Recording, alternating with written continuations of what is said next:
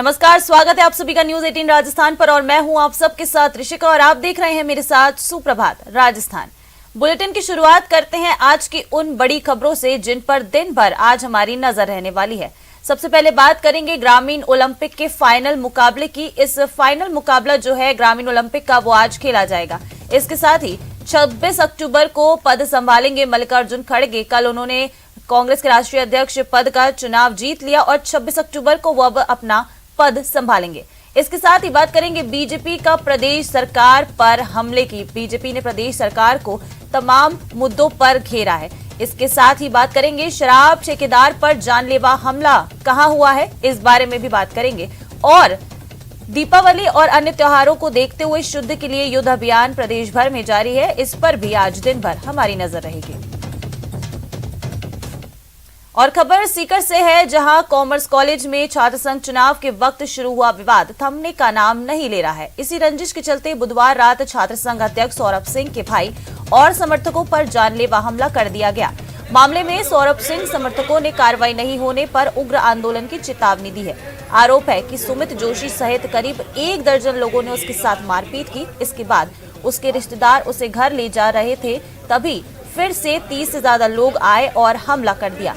इसके बाद आरोपी फरार हो गए। सभी घायलों को एसके अस्पताल में भर्ती कराया गया है। शहर में देर रात पुलिस तैनात की गई।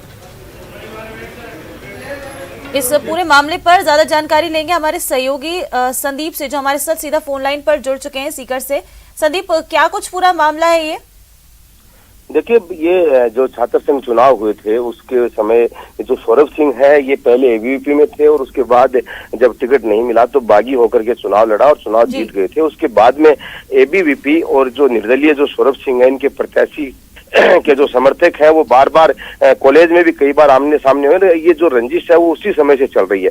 2 दिन पहले भी एबीवीपी ने जो छात्र संघ अध्यक्ष है उनको हटाने को लेकर के कॉलेज में प्रदर्शन किया था और कल रात का ये मामला बताया जा रहा है, जिसमें सौरभ सिंह का एक कहना है कि उसका भाई पहले रानी सती इलाके से जा रहा था, तो जो एबीवीपी के पदाधिकारी हैं सुमित जोशी सहित अन्य लोगों पर आरोप लगाए जा रहे हैं कि उन्होंने उसके साथ मारपीट की और उसके बाद जब उसके लोग आए और घर लेकर के जा रहे थे तो फिर से तकरीबन ये बताया जा रहा है कि 30 से 40 लोग आए और उन हमला कर दिया, जिसमें ये 3 लोग जो है वो घायल हुए हैं, जिनको अस्पताल में भर्ती कराया गया है। और फिर जो पूरे मामले की गंभीरता को देखते हुए रात को शहर में जगह जगह पुलिस तैनात की गई और इन्होंने ये घोषणा की है कि अगर जल्दी कि आज अगर उन आरोपियों को गिरफ्तार नहीं किया जाता है तो उसके बाद ये जो लोग हैं ये आंदोलन करेंगे। जी संदीप, ये जो 30 से ज्यादा लोग आप बता रहे हैं कि 30 से ज्यादा लोग आए और मारपीट कर हमला किया है, इनको पकड़ने के लिए पुलिस क्या कुछ कर रही है? देखिए, चूंकि नामजद मुकदमा है और जो आरोपी हैं वो आइडेंटिफाई बताए जा रहे हैं, तो उसमें पुलिस का ये कहना है कि अभी चूंकि मुकदमा दर्ज हो गया है तो इनकी तलाश की जा रही है। रात को ये जो सभी लोग थे ये फरार हो गए, रात को पुलिस को नहीं मिले। तो बहुत शुक्रिया आपका तमाम जानकारियों के लिए। आगे बढ़ेंगे, रुक करेंगे इस बीच एक बड़ी खबर का। भीषण सड़क हादसा हो गया। बता दें जैसलमेर में ये भीषण सड़क हादसा हुआ। यहाँ एक ट्रक ने युवक को कुचल डाला है। बड़ी खबर इस वक्त की जैसलमेर से आपको बता रहे हैं। सड़क पर भीषण सड़क हादसा हुआ है। सड़क पर सो रहे युवक को ट्रक ने कुचल दिया है। हादसे में युवक की मौके पर ही मौत हो गई है। अंबेडकर पार्क के फुटपाथ की पूरी घटना आपको बता रहे हैं। मौके पर पहुंची पुलिस ने पूरी घटना का जायजा लिया है। नाकेबंदी कराकर सीसीटीवी खंगालने में अब पुलिस जुट गई है। बड़ी खबर, भीषण सड़क हादसा हो गया है। जैसलमेर में एक ट्रक ने युवक को कुचल डाला है। भीषण सड़क हादसा ये हुआ। सड़क पर ये युवक सो रहा था और उसको ट्रक ने कुचल डाला। हादसे में युवक की बता दें कि मौके पर ही मौत हो गई है। अंबेडकर पार्क के फुटपाथ पर ये युवक सो रहा था। अंबेडकर पार्क के फुटपाथ के सामने की घटना है, जहां पर युवक सो रहा था और एक तेज रफ्तार ट्रक ने युवक को कुचल डाला। इसके बाद जब पुलिस को इस बारे में जानकारी लगी तो पुलिस मौके पर पहुंची और पूरे घटनास्थल का जायजा लिया जा रहा है कि किस तरह से ये एक्सीडेंट हुआ होगा। वहीं नाकेबंदी कर अब सीसीटीवी खंगालने में पुलिस जुट गई है और जो ट्रक है, ट्रक ड्राइवर और ट्रक को पुलिस उनकी तलाश में जुट गई है। जैसलमेर से ये बड़ी खबर, भीषण सड़क हादसा हो गया। एक ट्रक ने युवक को कुचल डाला है। हादसे में युवक की मौके पर ही मौत हो गई। भीषण ये सड़क हादसा हुआ। ये युवक फुटपाथ पर सो रहा था, तभी करीब एक ट्रक आया और ट्रक कुचलता हुआ निकल गया। आगे बढ़ेंगे और श्रीगंगानगर के घरसाना से बड़ी खबर है। फिल्मी स्टाइल में शराब ठेकेदार पर जानलेवा हमला हुआ है। बता दें कि बदमाशों ने 2 लोगों पर जानलेवा हमला किया। फिल्मी अंदाज में गाड़ियों में हमलावर आए थे। शराब ठेकेदार को गंभीर हालत में फिर श्रीगंगानगर रेफर किया गया। वहीं घरसाना थाना क्षेत्र में बदमाशों ने बता दें ये पूरी वारदात को अंजाम दिया है। श्रीगंगानगर के घरसाना से एक खबर। फिल्मी स्टाइल में एक शराब ठेकेदार पर जानलेवा हमला हुआ है। बदमाशों ने 2 लोगों पर जानलेवा हमला किया। फिल्मी अंदाज में ये बदमाश आए, गाड़ियों में आए थे ये हमलावर। शराब ठेकेदार पर जानलेवा हमला किया, जिसके बाद ठेकेदार को गंभीर हालत में श्रीगंगानगर रेफर किया गया है। बड़ी खबर इस वक्त की श्रीगंगानगर के घरसाना से आपको पूरी खबर बता रहे हैं, जहां एक शराब ठेकेदार पर फिल्मी स्टाइल में हमला हुआ है। 2 लोगों पर जानलेवा हमला हुआ है। गाड़ियों में सवार होकर आए थे ये हमलावर, जिन्होंने शराब ठेकेदार पर हमला किया। इसके बाद शराब ठेकेदार को गंभीर हालत में श्रीगंगानगर रेफर किया गया है। घरसाना थाना क्षेत्र की पूरी वारदात है। आगे बढ़ेंगे, रुक करेंगे अगली खबर का। चुरू से खबर आपको बता दें, जहां शराब ठेके पर मारपीट का मामला सामने आया है। कॉलेज स्टूडेंट्स और सेल्समैन में बता दें कि झगड़ा हुआ था। मारपीट में दोनों पक्षों के लोग घायल हुए। 3 स्टूडेंट्स अस्पताल में भर्ती हैं। वहीं मेडिकल कॉलेज के प्रिंसिपल अस्पताल पहुंच गए हैं। आरोपियों पर कार्रवाई की बात भी कही गई। शराब ठेके पर ये मारपीट का आपको मामला बता रहे हैं। चुरू से ये खबर, शराब ठेके पर मारपीट का ये मामला सामने आया। कॉलेज स्टूडेंट्स और सेल्समैन में झगड़ा हुआ। मारपीट में दोनों पक्षों के लोग घायल हो गए। 3 स्टूडेंट्स अस्पताल में इस मारपीट के बाद भर्ती कराया गया है 3 स्टूडेंट्स को। आगे बढ़ेंगे, रुक करेंगे एक और बड़ी खबर का। चुरू से खबर बता दें आपको, जहां ट्रॉले और पिकअप में भिड़ंत हो गई है। हादसे में कई लोग घायल हो गए हैं। सभी घायलों को जिला अस्पताल में भर्ती कराने की सूचना है। वहीं पुलिस भी इस पूरी घटना के बाद मौके पर पहुंची और मौका मुआयना शुरू कर दिया। वहीं दोनों क्षतिग्रस्त वाहनों को भी रास्ते से हटवाया गया है। बड़ी खबर, एक्सीडेंट हुआ है। ट्रॉले और पिकअप में जोरदार भिड़ंत देखने को मिली। तस्वीर आपको दिखा रहे हैं कितनी बुरी तरीके से क्षतिग्रस्त हुई हैं दोनों ही गाड़ियां। एक ट्रॉला और एक पिकअप गाड़ी है जिनमें भिड़ंत हुई।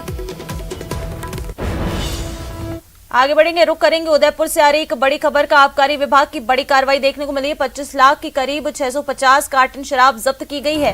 वहीं एक ट्रक को और 2 पिकअप में बता दें कि ये शराब भरी हुई थी। खैरवाड़ा टोल नाके के पास कार्रवाई की गई। मौके से 4 आरोपियों को गिरफ्तार किया गया है। बड़ी खबर इस वक्त की आपको बता रहे हैं, आबकारी विभाग की बड़ी कार्रवाई उदयपुर से देखने को मिली है। 25 लाख की शराब, करीब 650 कार्टन शराब जब्त की गई है। एक ट्रक और 2 पिकअप में ये शराब भरकर ले जाई जा रही थी। टोल नाके के पास पुलिस ने कार्रवाई की और मौके से 4 आरोपियों को इस शराब के साथ गिरफ्तार किया गया। 25 लाख इन शराब की कीमत बताई जा रही है। 650 कार्टन बता दें कि शराब भरकर ले जाई जा रही थी, एक ट्रक और 2 पिकअप।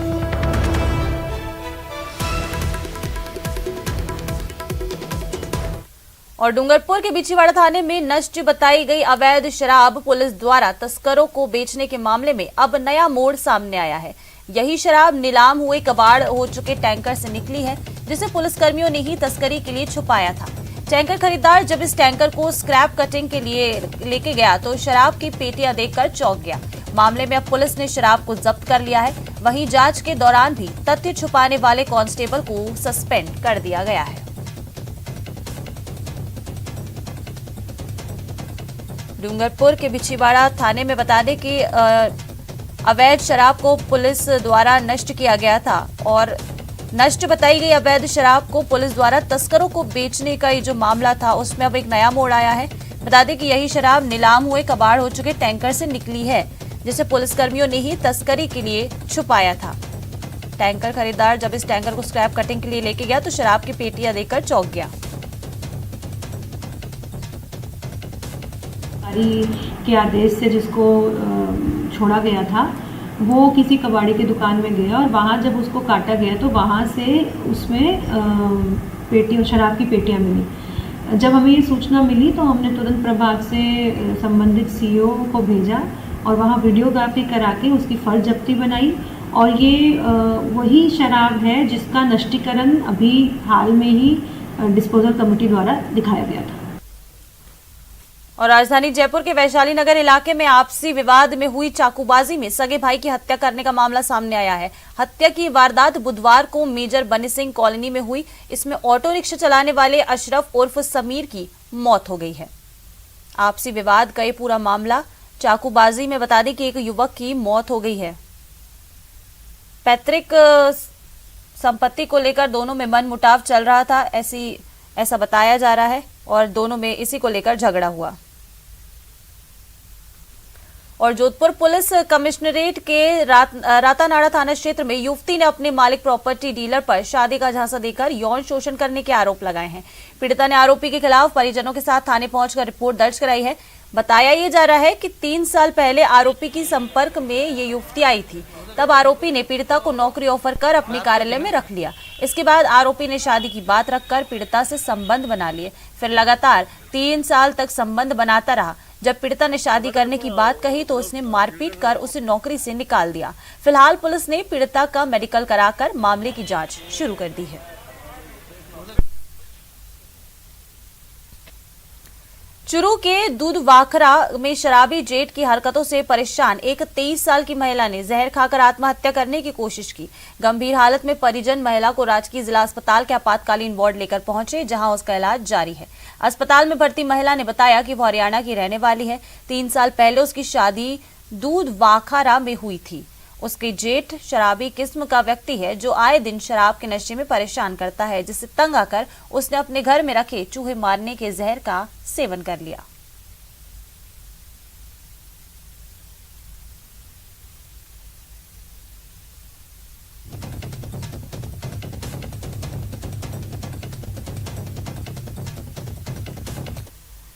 और दिव्या मदेरना ने ट्वीट कर तंज कसा है। तंज में ट्वीट करते हुए उन्होंने तंज कसा है और लिखा है कि हाईकमान के खिलाफ साजिश वाले लोग सबसे पहले हैं जो कांग्रेस के नए अध्यक्ष को बधाई देने दिल्ली गए हैं। संयोग से विधायक दल की बैठक में हिस्सा लेने।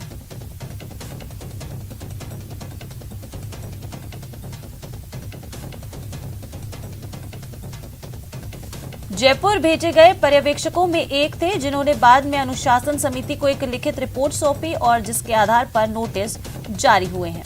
ये दिव्या मदेरना का ट्वीट है।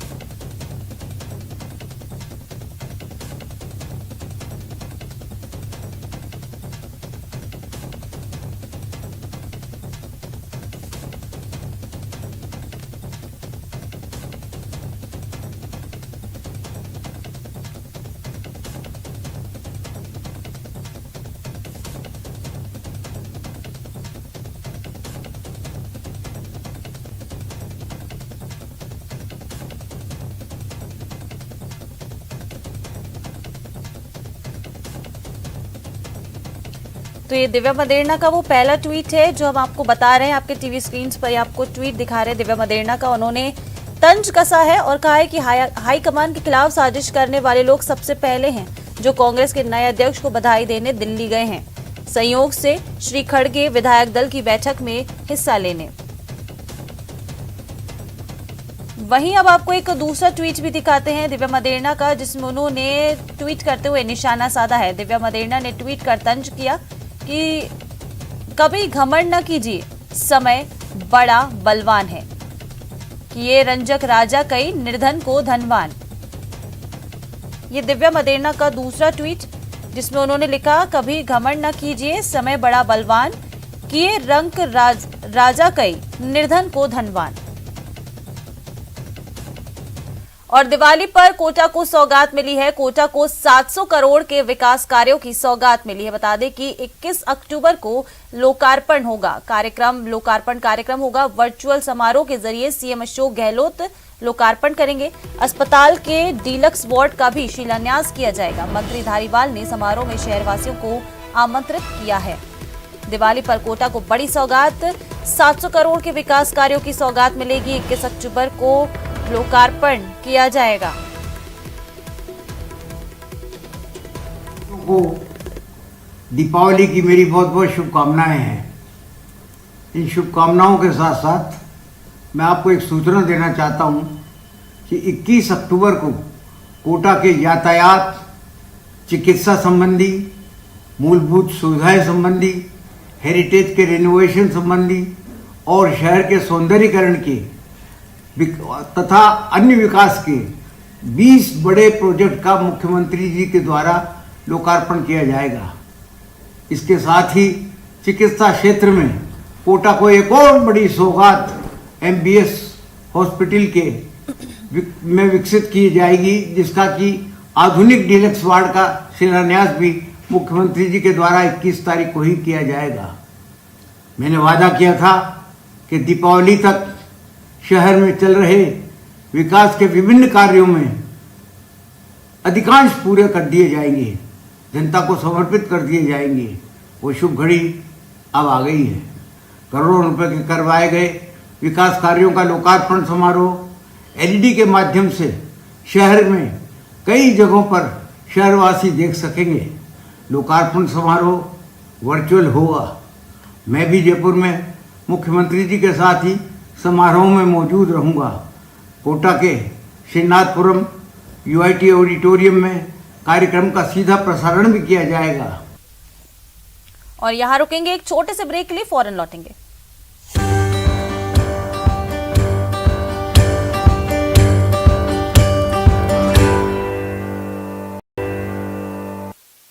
ब्रेक के बाद आप सभी का एक बार फिर से स्वागत है और अब बात कर लेते हैं शुद्ध के लिए युद्ध अभियान की।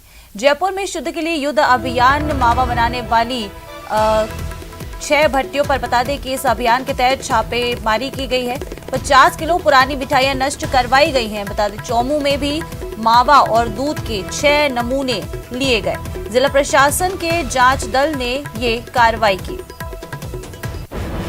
जयपुर से खबर, शुद्ध के लिए युद्ध अभियान जारी है। जयपुर में मावा बनाने वाली 6 भट्टियों पर छापेमारी की गई है। 50 किलो पुरानी मिठाइयां नष्ट करवाई गई।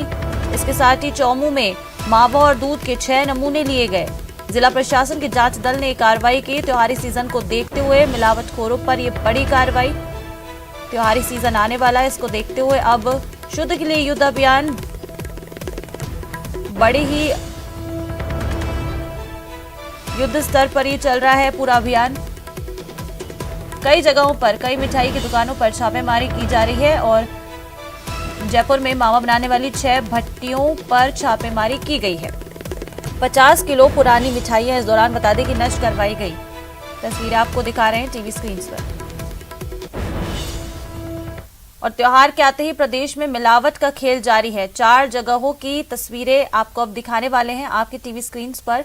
जयपुर, बूंदी, अजमेर, भीलवाड़ा की 4 तस्वीरें हैं जहां आपको ये दिखा रहे हैं कि मिलावटखोरों पर शिकंजा कसा गया है और मिलावटी सामान को यहां पर नष्ट किया गया। बता दें कि ये तस्वीर आपको दिखा रहे हैं जहां पर मिलावट के खिलाफ कार्रवाई की गई। राजीव गांधी ग्रामीण ओलंपिक खेलों की राज्य स्तरीय प्रतियोगिता में बुधवार को जोरदार हंगामा देखने को मिला है। जयपुर के SMS के इंडोर हॉल में खेली जा रही कबड्डी प्रतियोगिता में उस समय विवाद देखने को मिला जब हनुमानगढ़ और जयपुर के बीच मुकाबला खेला जा रहा था।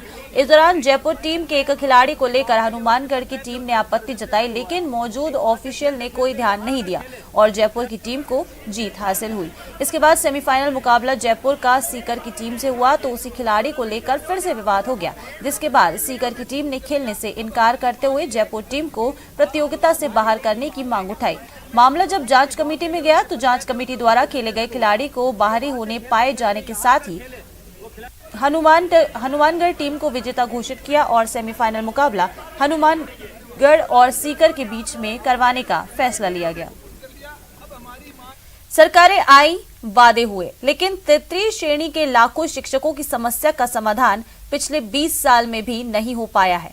तबादलों का इंतजार है कि ये खत्म होने का नाम ही नहीं ले रहे और मौजूदा सरकार के वक्त में जब सभी विभागों में तबादले हो रहे हैं तो भी तृतीय श्रेणी के शिक्षकों की सुनने वाला कोई नहीं है।